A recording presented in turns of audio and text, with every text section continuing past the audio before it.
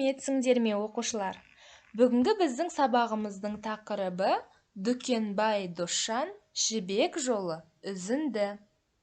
Бүгінгі сабағымыздың мақсаты оқылым дағдысы. Біз бүгін сабақта етістіктерді жедел өткен шақ, нақ осы шақ, ауыспалы келер шаққа қоямыз. Мәтінді оқып, сөздерді сәйкестендіреміз. Сұрақтарға жауап береміз. Қажетті сөздерді пайдаланып, сөйлемді толықтырамыз. Келесі. Сөздікпен жұмыс. Сөздерді менен кейін қайтала. Құдірет. Отырардың бүгінгі құдіреті ше? Таусылмас.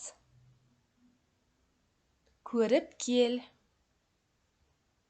Сәуегей. Салтанатқа бөлеу. Байлыққа белшеден бату. Дамылдау. Қорған. Соқпақ. Оқушылар, сөздермен сөйлем құраңдар. Келесі.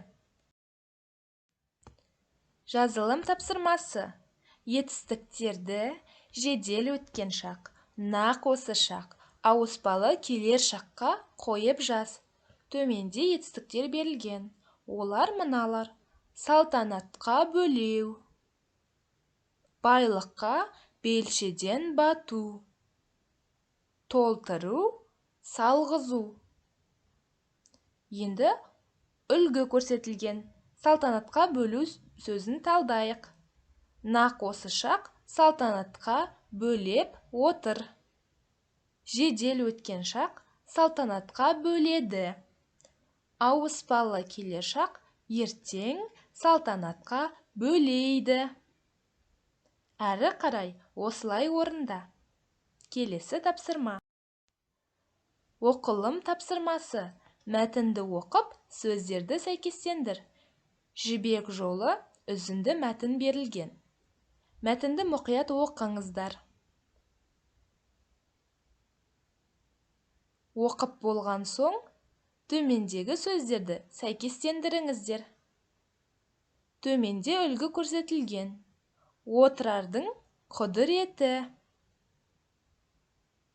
Әрі қарай тапсырманы өзің орында.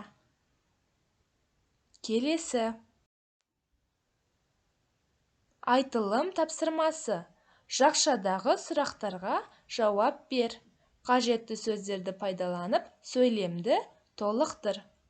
Қажетті сөздер берілген.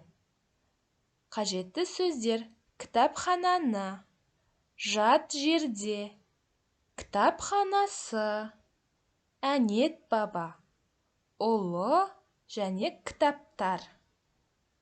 Төменде сұрақтар берілген. Осы сұрақтардың орнына қажетті сөздерді қойып айт. Бірінші, Әбу-Насыр әл-Фарабидің несі күмбез сарайдың терістік бетіндегі қума етіп салынған түкпір бөлмелерде болатын? Әуел баста кітапхана қандай ғұлама туып өскен Аққорған атты қорғанында еді. Отырар шаһарының атағы дүйім жұртқа дабырайған соң, Әбу-Насыр көзі тірісінде күмбез сарайға көшірткен. Үшінші, содан бері сан көп заман өтті. Кітапхана иесі қайда қайтыс болды? Кітап қоры молға түсті. Төртінші, иланшы Қадырхан бүгін сол нені аралап көрмекші еді?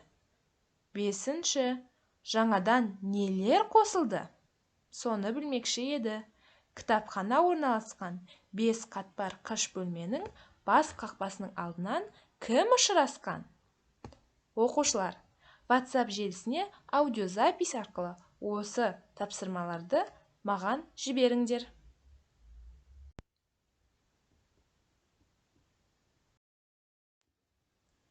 Әрі қарай кері байланыс күтемін. Мен бүгін не білдім? Сұрағына жауап бер. Сау болыңыздар, оқушылар. Бүгінгі сабақ аяқталды.